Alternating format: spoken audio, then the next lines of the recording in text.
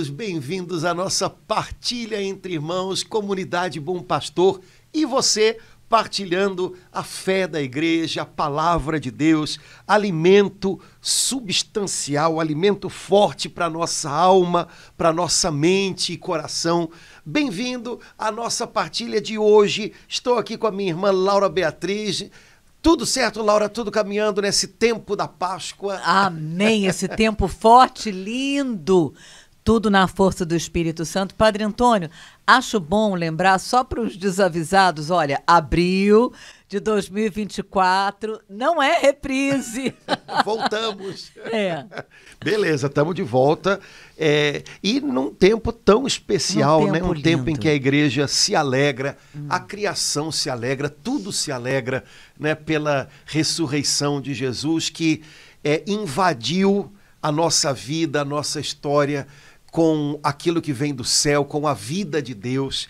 E, bom, se Jesus trouxe para nós a vida de Deus, esse viver segundo Deus, isso significa que ele trouxe a nós aquele que é o Senhor que dá a vida. Ele soprou em nós o seu espírito, o seu fôlego de vida, o Espírito Santo, que é o grande dom, o grande fruto da Páscoa de Jesus. Algumas pessoas dizem assim, o tempo pascal termina com a festa de Pentecostes. Eu não gosto, porque fim de festa não é uma coisa legal, né? Então dizer que o tempo pascal termina com a festa de Pentecostes, dá a impressão que Pentecostes é um fim de festa, quando na verdade tem outra maneira de falar, né? O tempo pascal se completa em Pentecostes, o tempo pascal é coroado, chega à sua plenitude em Pentecostes, né?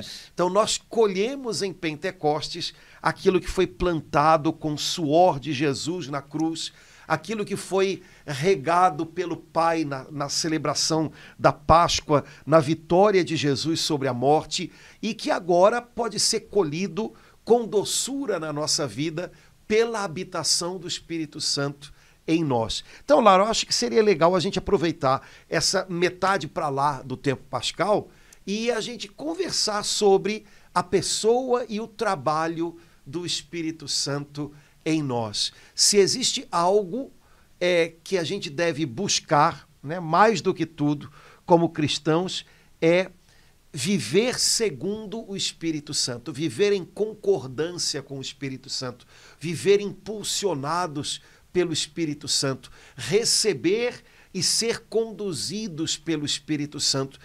Isso deve ser um alvo assim, central na vida de um cristão. E é preciso que a gente lembre dessas coisas, porque afinal nossa vida tira a gente do centro, empurra a gente para um monte de coisas periféricas. Voltemos ao centro, que é sermos cheios do Espírito Santo e conduzidos pelo Espírito Santo, como a palavra de Deus nos ensina, como o livro de Atos dos Apóstolos nos ensina. Então vamos conversar um pouquinho sobre isso, pode ser? Ai, amei, Padre Antônio, porque nosso amado Deus, terceira pessoa da Santíssima Trindade, mas com tudo isso, mesmo com renovação carismática, com mais de 50 anos, a impressão que eu tenho como mulher católica, Padre Antônio, é que ele é deixado de lado, que ele não é lembrado e que a gente ora o Pai Nosso, a gente ama Jesus, mas eu sinto que a gente precisa amar o Espírito Santo. Amar de todo o coração. Para amá-lo, eu preciso buscá-lo, invocá-lo, conhecê-lo. E eu vejo assim que a gente corre o risco, né? Porque se a gente não fala do Espírito Santo, a gente vai falar do quê como católico, como cristão? Não, tem cada um no seu lugar, como é que diz a música? Cada um no seu quadrado. Mas, sem dúvida alguma, é importante, porque senão, como é que você vai conduzir a sua vida, solteira, casada, com 80 anos, com 20 anos, se não for pelo Espírito Santo? Foi essa pessoa maravilhosa que a gente recebeu no dia do nosso batismo, naquele dia que o sacerdote falou aquelas palavras sagradas. Meu Deus! Laura, eu te batizo em nome do Pai, do Filho e do Espírito Santo. Naquele dia eu recebi o céu se abriu, eu creio, Padre Antônio. como se abriu no batismo de Jesus. Eu recebi o Espírito Santo, ele está comigo para sempre, mas eu preciso, a cada dia, e várias vezes por dia, no mesmo dia, me invocá-lo, voltar a ele, não apenas no início do dia, no início da oração, no início de alguma tarefa, de alguma coisa muito difícil, mas contar com ele. Que maravilha você poder contar com o Espírito Santo. E eu sinto mesmo, Padre Antônio, que o Espírito Santo espera isso. É como se ele ficasse assim, Laura, esperando que eu o invoque, aguardando, bem educado como ele é, ele fica aguardando que eu possa chamá-lo, que eu possa invocá-lo. Para aí sim, bom, então tudo bem. Você me chamou, vamos trabalhar juntos então. Muita coisa aí no que você falou, vamos com calma. Peraí, deixa eu me organizar aqui, senão... Perdão, Padre Antônio. Senão eu fiquei entusiasmada, eu fiz um discurso. Vamos lá. Bom, primeiro, aceito a premissa de que para muitos o Espírito Santo é, como se falava antigamente, né, um grande desconhecido. Um teólogo uma vez usou essa expressão, né? Ele é o grande desconhecido. E muitas coisas aconteceram na igreja para que ele deixe de ser desconhecido pelos católicos, né? O Concílio Vaticano II nos lembrou tanto que a igreja vive por essa sua alma, como dizia Santo Tomás de Aquino, que é o Espírito Santo. Assim como um corpo sem alma é um cadáver, né? A igreja sem o trabalho incessante do Espírito Santo é um corpo morto. Ela vive porque esse fôlego divino a penetra por inteiro, da cabeça aos pés, né? Depois, a renovação carismática ajudou muito. Do Papa João XXIII. Quando iniciou o concílio, né, pedindo um novo Pentecostes. Pois isso tudo é fruto, talvez, dessa oração, né? A renovação carismática ajudou muito nisso, né? As pessoas deixaram de imaginar o Espírito Santo como alguém que a gente vê de longe e começaram a compreender que ele é alguém dentro que quer se manifestar para fora. Portanto, alguém dentro que quer transparecer, né, a sua presença. Tivemos pessoas que ajudaram nisso, né? Lembrando que há alguns dias atrás o Papa aprovou o milagre que foi realizado por intercessão da Beata Helena Guerra, né? Que foi chamada apóstola do Espírito Santo, né? E que ajudou a igreja no finalzinho do século XIX, iniciozinho do século XX, a ter uma perspectiva importante sobre o trabalho do Espírito Santo em nós. Não apenas uma devoção ao Espírito Santo como a terceira pessoa da Trindade lá, de quem eu sou devoto, mas os ortodoxos usam muito essa palavra, que para a gente não é muito comum. Como alguém com quem a gente deve ter uma sinergia. Sinergia significa duas forças trabalhando junto, né? Então, Helena Guerra, sem usar essa palavra, que não é muito comum no nosso meio, os ortodoxos usam, né?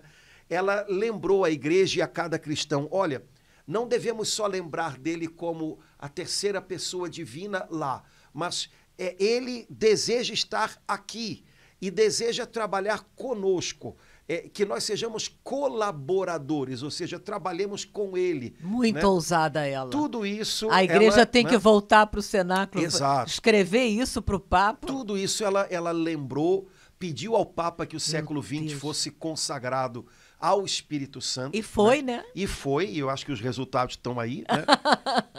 Mas temos um mais, né?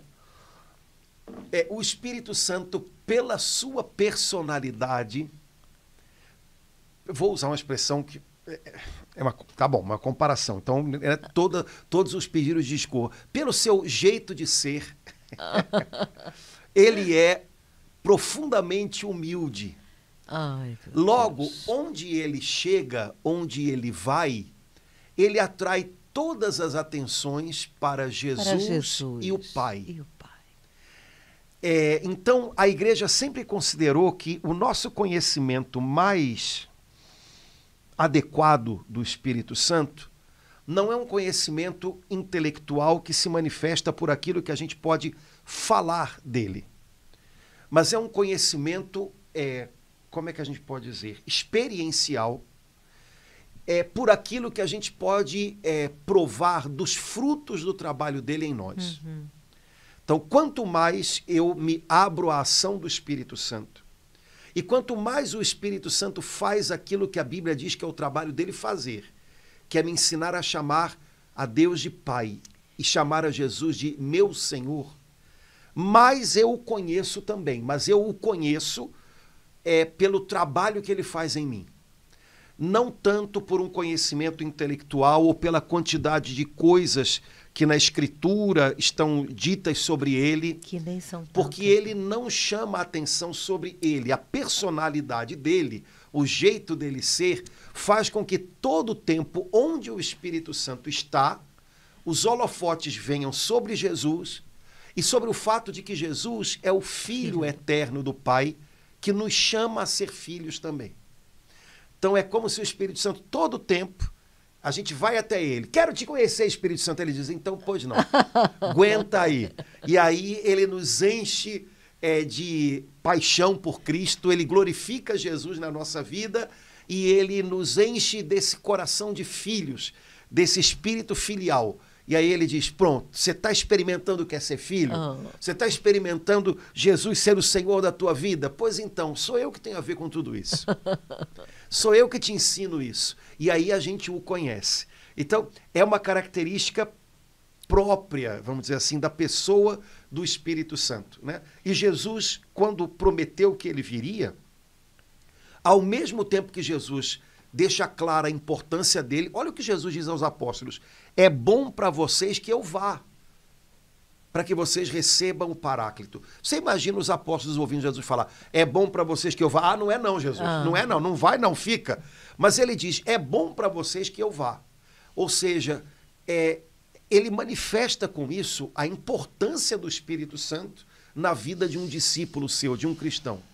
Por outro lado, o Espírito Santo tem como tarefa, Jesus mesmo diz, glorificar Jesus. Ele me glorificará.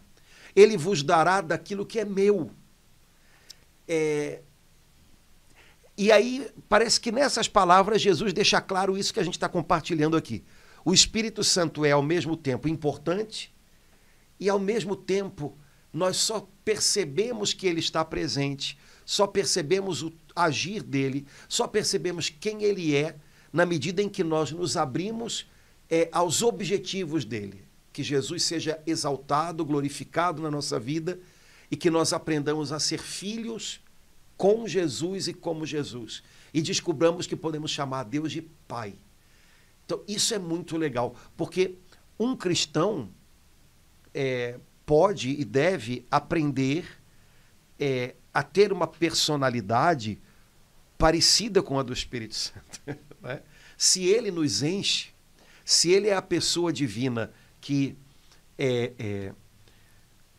habita em nós, né, de uma maneira particular para nos moldar, para nos santificar, o Espírito Santo, o Pai e o Filho sempre trabalham e estão juntos. Uhum. Mas é trabalho próprio dele, essa santificação, essa transformação interior nossa, para nos tornar semelhantes a Jesus, para nos colocar em relação com o Pai, mas esse trabalhinho dentro é dele. Então, seria legal que um cristão pensasse, eu preciso aprender a ter um jeito de ser, uma personalidade parecida com a dele. Ou seja, eu sou importante nos planos de Deus, mas os planos de Deus acontecem não na medida em que eu vou para o centro, mas na medida em que Jesus é o centro da minha vida. Na medida em que eu caminho em direção ao Pai e a minha vida é um me debruçar nos braços do Pai. Então, aprender com o Espírito Santo a ter uma personalidade que não se ponha em evidência, mas de tal maneira que se perceba quem a gente é e o que a gente faz na medida em que Jesus resplandece na gente. Isso é a vida cristã, isso é uma personalidade cristã sendo formada, né? E por aí vai. Então, não sei se me fiz entender, Laura, Fez. Eu embolei o meio de campo. Pô, não. Enquanto o senhor falava, eu lembrei do credo niceno-constantinopolitano. Constantinopolitano. Me corrija. É isso aí, tá. Vai, vamos em frente. Que a gente podia orar mais vezes e que a gente rezou, que a gente proclamou no domingo da Páscoa. Creio no Espírito Santo, Senhor que dá vida e procede do Pai e do Filho. Isso tudo que o senhor falou aí, né? Ele que falou pelos profetas. Aí a igreja vem nessa oração do credo. Olha, o Espírito Santo é aquele que falou pelos profetas, ele que dá vida. Então, só esse pedacinho do credo niceno-constantinopolitano. Senão fica napolitano é sorvete. Não é. Ai, que vontade.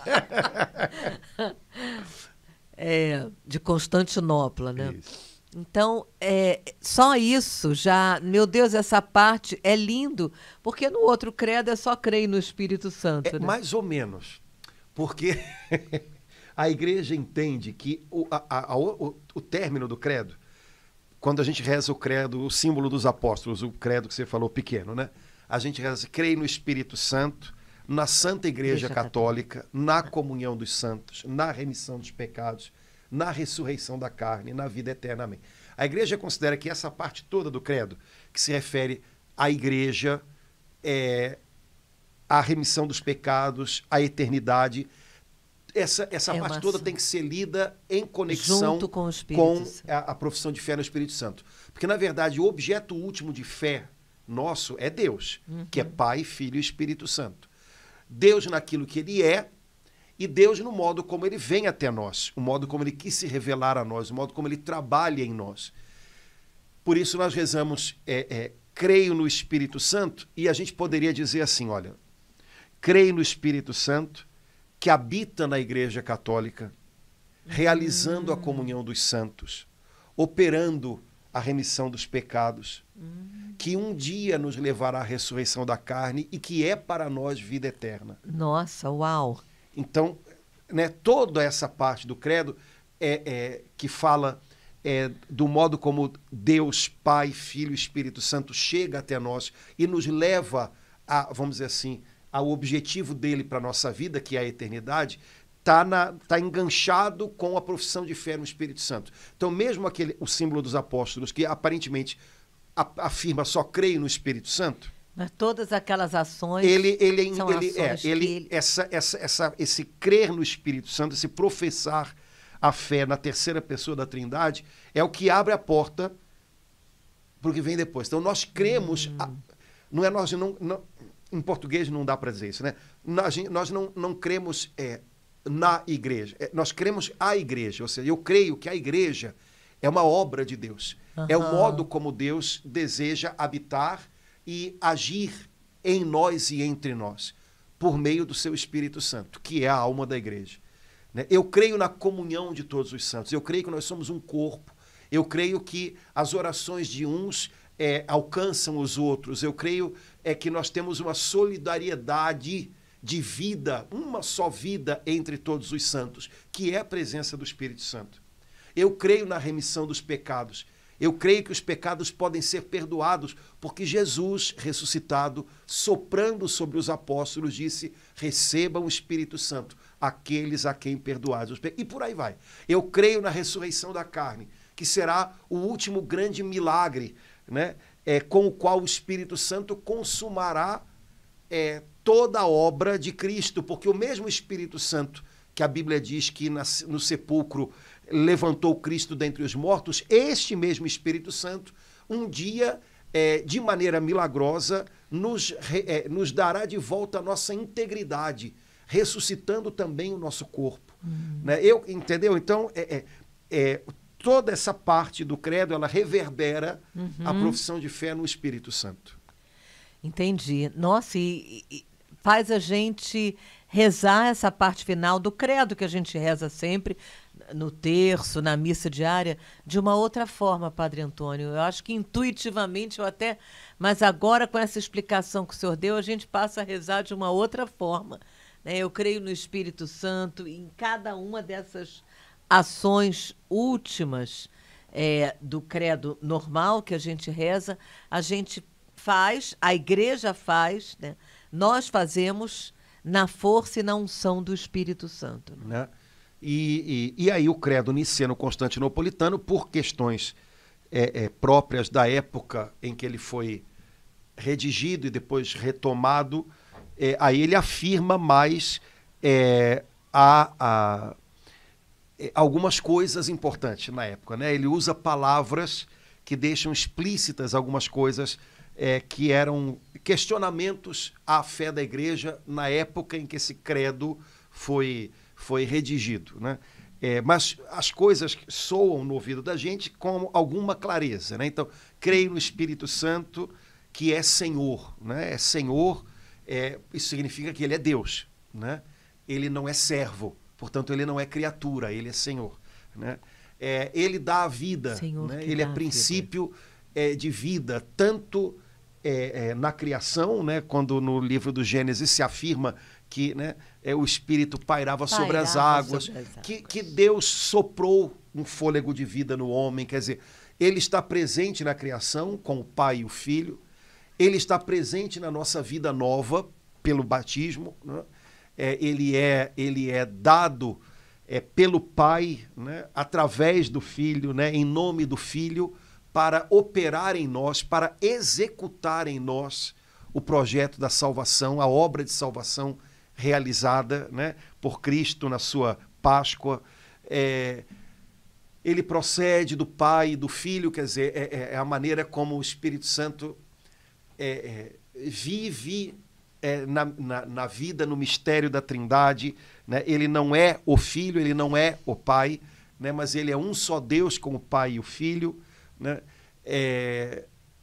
E com o Pai e o Filho é adorado e glorificado, então se repete que ele é Deus, merece adoração, merece todo o louvor, toda a glória, ele que falou pelos profetas, portanto o Espírito Santo está presente na história da salvação de modo especial, como o inspirador da profecia, né? Como o inspirador dos dons, não só no Antigo Testamento, mas também no Novo Testamento, no tempo da igreja, né? Então, mas essas coisas todas, a gente normalmente fala, às vezes, rezando o credo daquele jeito, né? Mas se a gente parar para fazer com calma, a gente vê que elas têm sentido na cabeça da gente, né? Elas ligam chavezinhas que a gente compreende, né? Que são, no fundo, essas chaves aí.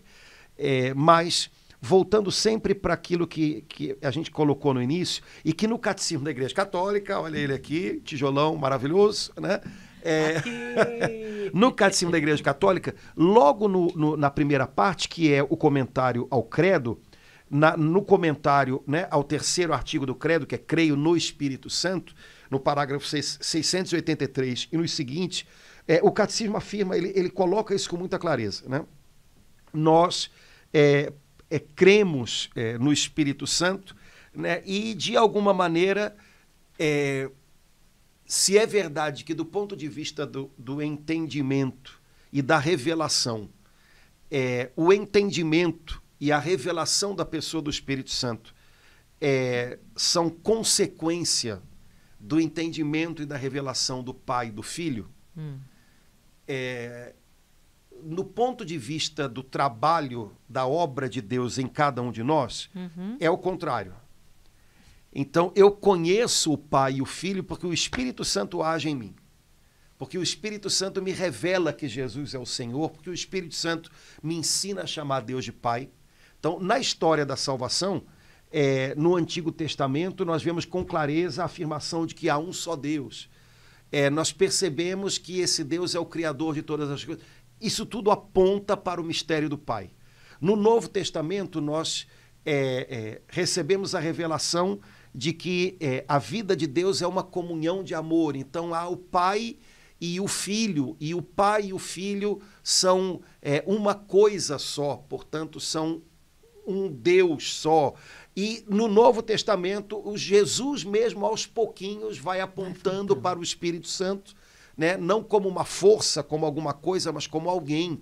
Ele é o Consolador, né? Então, do ponto de vista da revelação e da reflexão teológica, Falar do Espírito Santo é a consequência de falar do Pai e do Filho. Mas o que o Catecismo diz é que, do ponto de vista existencial, no vamos ver agora, para que eu reconheça que Jesus é o Senhor, que ele, como diz o livro do Apocalipse, ele é digno de receber toda a adoração, porque ele é o Senhor, não porque ele exige, como os homens às vezes fazem, que nós os reconheçamos, mas porque ele é digno, né? Porque ele tendo tudo nas mãos, né, transformou tudo numa oferta, num louvor ao Pai, e nos uniu a isso, né? Então, por isso ele é digno de receber toda a adoração. Ele é o Senhor de fato, ele refez todas as coisas. Eu só consigo reconhecer isso por um trabalhinho do Espírito Santo aqui dentro, porque senão eu posso ler muito sobre Jesus, eu posso organizar muitas ideias, mas esse reconhecimento, ele é o Senhor e o meu Senhor, quem dá é o Espírito Santo. A mesma coisa, o conhecimento de Deus como Pai. Bom, se o meu Senhor, se aquele que tem a minha vida é o Filho, e se a minha vida toda só tem sentido nas mãos dele, e se eu sou membro do seu corpo, e se eu estou unido a ele como um rebento a uma videira, a vida dele é minha, então o pai dele é meu, então ele me ensinou a chamar o seu pai de meu pai. Mas quem faz a gente experimentar isso como uma realidade é o Espírito Santo. Então, no vamos ver, é o Espírito Santo que faz o movimento de baixo para cima, né? E a gente sabe que, na verdade, é assim, né? Todo cristão sabe que existe uma diferença entre saber coisas sobre Jesus e saber Jesus, né? Existe uma diferença, né? E esse saber Jesus, né? Eu sei quem ele é, eu sei em quem eu pus a minha confiança, ele é o meu Senhor. Esse convencimento na alma é trabalho do Espírito Santo. Essa revelação de fato quem Jesus é um trabalho do Espírito Santo. E a mesma coisa relativa ao Pai. Padre Antônio, enquanto o senhor estava assim falando, a impressão que eu tive foi que eu pude entender melhor, quer dizer, claro que eu sei, já estudei, por que o Papa João XXIII fez aquela oração. Quer dizer, ele foi uma graça que Deus deu a ele para ele entender que, já que Deus o inspirou a fazer o Concílio Ecumênico Vaticano II, aquilo só seria possível, como todas as coisas na Igreja só são possíveis a partir da vida no Espírito Santo. A partir daquele pedido que ele fez naquela oração: Pai, renova os teus prodígios como um novo Pentecostes, em nome de Jesus. Então, naquela oração que ele fez, e que pediu que os católicos naquela época orassem, enquanto o senhor falava, eu pude entender assim, o que moveu o coração dele para poder fazer esse pedido, essa oração. Então, se a gente não tem essa compreensão disso que o senhor acabou de falar, a nossa vida cristã fica capenga, dá um passo para frente. Ela é só uma teoria. Melhor. Olha, melhor. O Evangelho sem o Espírito Santo é só uma teoria, é um sonho. Ai, seria tão bom isso aqui. Que bonito. E para muita gente né? Inclusive para gente que não é crente, que não crê em nada, né? Tá. Olha, isso aqui é muito lindo, sei que isso é uma grande proposta. Que palavra bonita. Mas por quê? Como não há a abertura ao trabalho do Espírito Santo, esse Evangelho soa sempre como uma utopia, uma coisa não real, mas um grande sonho. Quem torna o Evangelho uma realidade vivida, acolhida, que empenha, que se concretiza aqui, não é só uma utopia distante, mas é uma promessa que está se cumprindo, é o Espírito Santo e o trabalho que ele faz. E até para cada irmão, para cada filho de Deus, leigo, batizado, padre, bispo, criança, jovem... Essas separações, nesse caso, não tem absolutamente nada a ver. né? Então não é assim, né? Sem o Espírito Santo não há nada de novo em nós. Nós vivemos uma vida velha, quer dizer, a vida sem a novidade de Deus, que é Cristo. Né? Quando Cristo entra na nossa história, na história de todos e na história de cada um, ele traz o novo de Deus. Só que isso se realiza na história de cada um como um trabalho do Espírito Santo. Portanto, sem ele, em nós não tem nada de novo. É tudo velho, é tudo repetição do mesmo. E vai levar ao mesmo, a lugar nenhum. Né? Então, com ele, né, nós entramos nesse novo de Deus, né, que é Cristo. E aí as coisas de fato se tornam novas, né, em nós. Né? Mas lembrando sempre disso, sem o Espírito Santo não há nada de novo em nós. Sem o Espírito Santo, o Evangelho soa como uma utopia, e o Espírito Santo é o executor disso daqui. Padre Antônio, por isso que a gente canta aquela música linda, que muita gente não entende, na comunhão recebemos o Espírito Santo. É muito linda essa inspiração. Mas aí você pega a frase toda, né? Sim. Porque primeiro você está falando com Jesus. Na comunhão recebemos o Espírito Santo e vem contigo, Jesus o teu Pai sacrossanto. Ou seja, Deus, ele não se quebra. Então, onde uma das pessoas da Trindade está, as outras estão. Né? Então, a Trindade sempre age inteira para fora dela. Né? Então, o Pai estava lá no começo, aí depois o Pai sai, entra Jesus. Que tem gente que acha estranha, como na comunhão recebemos? Na comunhão recebemos o Espírito Santo que vem contigo, com Jesus, que nos dá o Espírito Santo e o Pai. Porque cada pessoa divina nos dá a comunhão com as demais, só que normalmente nós atribuímos a cada pessoa divina um modo, né, de operar na história e em nós. Né? Operam unicamente, a gente diria conjuntamente, se a gente entendesse que, né, Deus se separa, mas não se separa. Então, operam unicamente. Né? Agora, cada pessoa divina tem algo, tem um modo de operar, né, em nós. Na comunhão, eu recebo o corpo de Cristo, mas é o corpo vivo de Cristo ressuscitado, portanto, de Cristo feito princípio de vida nova, né? Cristo que continua dando, enchendo com o Espírito Santo aqueles que o recebem. Então vem com o Cristo o Espírito Santo e vem o Pai, porque Jesus sempre me leva ao Pai. Né? Então a musiquinha está um pouco nessa linha. Né? Então, porque talvez a nossa cabeça não seja muito trinitária, quer dizer, a nossa maneira de pensar não é bem assim. Separa. A impressão que dá é que a gente acredita num Deus meio uma maçaroca, um Deus, né? E aí eu acredito aqui agora no Pai.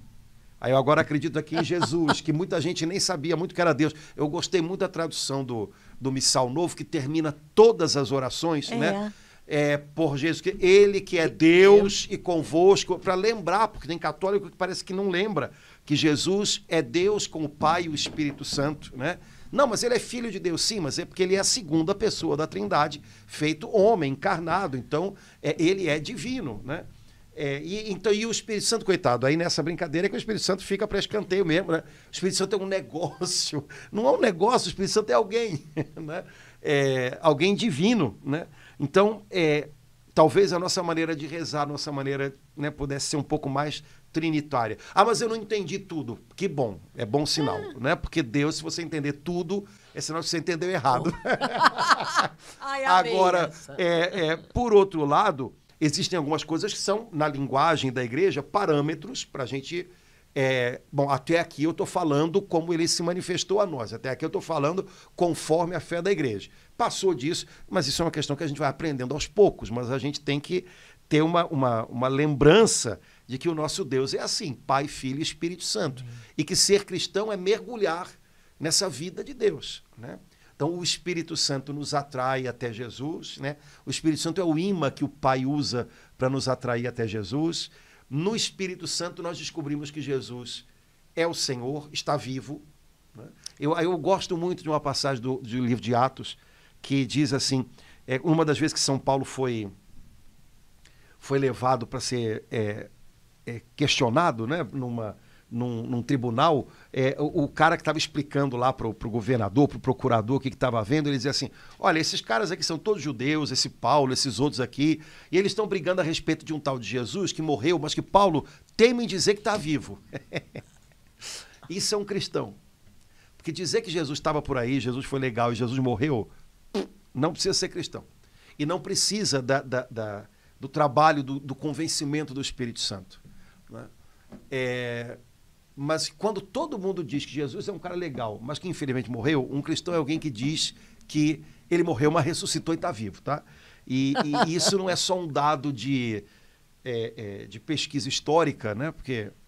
Mas é um convencimento do Espírito. Né? O Espírito Santo me faz perceber que Jesus está vivo, não só porque eu me fio das lembranças dos apóstolos que a igreja guarda. Não são lembranças, é um testemunho. Uhum. Agora, esse testemunho, o Espírito Santo, de alguma maneira, faz com que seja também meu. Eu me aproprio dele. Então, eu também reconheço que Jesus está vivo e eu também percebo a vitalidade dele operando, agindo em mim, pelo Espírito Santo. Então, não é só uma lembrança de algumas pessoas que eu considero confiáveis. É o testemunho dos apóstolos, é a fé da igreja, e não é uma fé como se fosse uma lembrança de uma personagem que passou, mas é a fé a respeito de uma pessoa, de alguém que continua vivo e que o Espírito Santo me faz reconhecer que, estando vivo, age em mim também. Esse em mim, esse por mim, é elemento fundamental da fé cristã. Sem isso, não tem fé cristã. Tem só uma admiração por alguém, no que chamado Jesus, sei lá, alguma coisa assim. Mas fé cristã, não. Ele morreu por mim, ele ressuscitou por mim. O Espírito Santo me faz compreender isso, né? Compreender, né, de uma maneira profunda. Né? Eu abraço o testemunho dos apóstolos e ele se torna também o meu próprio testemunho. Isso está me fazendo assim entender de uma forma melhor, Padre Antônio, o sinal da cruz. Essa oração simples que muitas crianças fazem quando as mães ensinam, né? Que a igreja começa a celebração da missa assim, que muitos católicos começam um dia assim, né? Porque que a igreja nos ensina a invocar as três pessoas da Santíssima Trindade da mesma forma, com o mesmo peso, invocando, necessitando, pedindo cada uma, porque onde uma está, as outras estão. Então, eu passo com isso que o senhor falou a ter assim, um amor novo pelo sinal da cruz, né? De poder dizer, né, a cada dia, isso tudo que eu faço em nome do Pai e do Filho e do Espírito Santo. Lembrando sempre o batismo, porque a origem do sinal da cruz é do batismo. Né, é uma memória do nosso batismo. O uso da água benta é uma memória do nosso batismo. Muita gente pensa que a água benta é que nem canja de galinha, né, que o pessoal fala, né? Não é, né? Toda vez que eu uso água benta, eu estou evocando o meu batismo, né? Então, no fundo, a gente volta sempre a essa experiência Quer dizer, cada original. Vez que eu né? rezo, faço o sinal da cruz, eu estou evocando o meu batismo. Sem dúvida. Né? Tudo, essas invocações trinitárias, o uso da água, tudo isso é um voltar à fonte, né, do batismo. Né? Ali onde começa a brotar em nós essa água viva. Laura, eu queria só chamar a atenção no catecismo, no parágrafo 687, aquilo que a gente falou no início, né? O Espírito Santo, quando ele vem, ele glorifica Jesus. Né? É interessante porque quando a renovação carismática teve início, né, na Igreja Católica, eu não sei se você lembra disso, mas os encontros da renovação, aliás, no jubileu da renovação que houve em Roma com o Papa Francisco, isso foi feito também. Se colocou assim uma espécie de um cartaz grande, né, lá no lugar onde foi feito o encontro, né? E o lema que a gente mais usava na renovação, que a gente mais usa, né, e que foi colocado no jubileu lá em Roma, né? Algumas pessoas pensam, a renovação carismática fala do Espírito Santo, é o movimento do Espírito Santo, mas poderiam pensar, então o lema da renovação carismática é vinde Espírito Santo. Não. O lema da renovação carismática é Jesus Cristo é o Senhor. Né? Desde o início. Né? Se você olhar lá os primeiros encontros, né? Onde tem uma coisa da renovação é Jesus é o Senhor. Né? As nossas músicas mais antigas falam todas disso. Né? Porque onde o Espírito Santo chega e se adona do lugar, na realidade, ele prepara o lugar para o senhorio de Jesus, para a glória de Jesus. Então, no parágrafo 687 do Catecismo, lá quase na metade para o final do parágrafo, o Catecismo diz assim: o Espírito de verdade, que é o Espírito Santo, que nos desvenda o Cristo, não fala de si mesmo. Tal apagamento propriamente divino explica por que o mundo não pode acolhê-lo, porque não o vê nem o conhece, enquanto os que creem em Cristo o conhecem, porque ele permanece com eles. Então me chamou a atenção primeiro, o Espírito Santo desvenda Cristo para mim. Eu acho que a Escritura diz isso, o Evangelho de São João, né? Nisso consiste a vida eterna, conhecer o Pai e o Filho. Então, Senhor, eu quero te conhecer, né? Eu quero experimentar em mim essa vida abundante, eterna, plena que o Senhor tem para nós. E aí a resposta da Escritura pois então seja cheio do Espírito Santo, porque ele vai desvendar Cristo para você. Ele vai revelar Cristo a você, ele vai te fazer conhecer o Cristo. Ele vai te abrir os olhos para Cristo, né? Depois, usando uma expressão que o próprio Jesus usa, o Espírito Santo não fala dele mesmo, o Espírito Santo não chama a atenção sobre ele, mas o agir dele glorifica Jesus, eleva o nome de Jesus. Então, hoje em dia se fala muito, né, de manifestações do Espírito Santo, as pessoas procuram, onde é que... Olha, quando as pessoas procuram manifestações do Espírito como uma coisa que se fecha, que termina em si própria, elas correm o risco de cair em erro. Ali o Espírito Santo, por quê? Porque tem gente caindo, porque tem gente se debatendo. Onde o Espírito Santo está, ele manifesta a glória de Cristo. Jesus é exaltado, Jesus é reconhecido, os olhares se voltam para Jesus, as pessoas se encontram em Jesus. Então, aí, isso é sinal de que o Espírito Santo está trabalhando. E isso pode ajudar a gente a discernir muita coisa. Né? Eu amei essa palavra que a igreja usa aqui, dizendo que o Espírito da verdade que nos... Aí ela botou entre aspas, desvenda. Desvenda é tirar a venda, as vendas, né? Porque a gente... Sem o Espírito Santo eu fico... Sim, eu fico com uma... A venda pode ser um conhecimento meramente... Como é que a gente pode dizer isso? Sei lá, histórico no sentido ruim que essa palavra possa ter, tá? Teórico. De Jesus, teórico, né? Então, isso é uma venda, né? Ou então eu posso misturar Jesus com muitas outras coisas, né? E nunca vou experimentar de verdade quem é Jesus, porque Jesus é único. Né? Como a gente vê às vezes, né, Padre Antônio, qualquer televisão, não vou nem nomear A, B ou C, algum pessoa de TV falando do nome de Jesus dessa forma, né? Vendada, sim, né? Sem vivê-lo como Senhor da sua vida e Senhor da história. E até pode falar de Jesus, pode. E fala, às vezes, bem, E né? fala de Jesus e fala de uma meia dúzia. Esse é que é o problema. É porque Jesus tem um negócio nele, porque ele é o Filho de Deus. Jesus tem um negócio nele que você só entende ele quando ele se torna único para você. E quem faz isso, quem desposa a nossa alma a Jesus como um único esposo, como um único Senhor, é o Espírito Santo. Sem isso, eu vou colocar Jesus junto com um monte de outras pessoas e não vou entender Jesus. Eu vou ficar sempre com como é que a gente chama? Uma caricatura de Jesus. Né? Agora, Laura, eu gostei muito dessa expressão aqui. Esse apagamento propriamente divino. Que coisa linda, meu Quer dizer, Deus. o Espírito Santo, ele se manifesta apontando para Jesus, portanto, isso também é um apagamento de si próprio. Ai. Que coisa interessante, né? Muito, Padre Ele Antônio. é quem ele é, justamente na medida em que ele se apaga para que Jesus resplandeça. Isso tira toda a ideia falsa, né?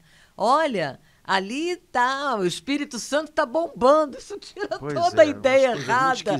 Que às vezes isso é difundido no meio da igreja. O Espírito Santo está bombando onde cada um está experimentando Jesus como Senhor, cada um, porque é muito lindo. Onde Jesus é o centro. Onde Jesus nenhuma é o outra centro. Pessoa, o padre, o pastor, porque não sei quem.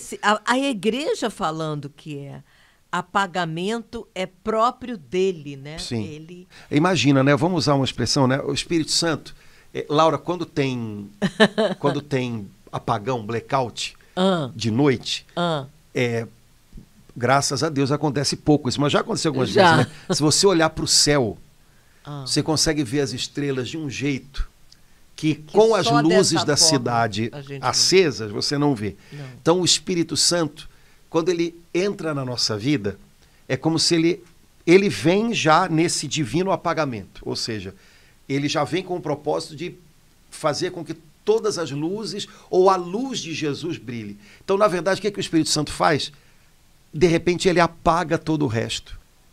E você consegue ver a luz de Jesus brilhando. Linda essa comparação, com Padre a Antônio. intensidade que ela tem. Oh, glória a Deus. O que é...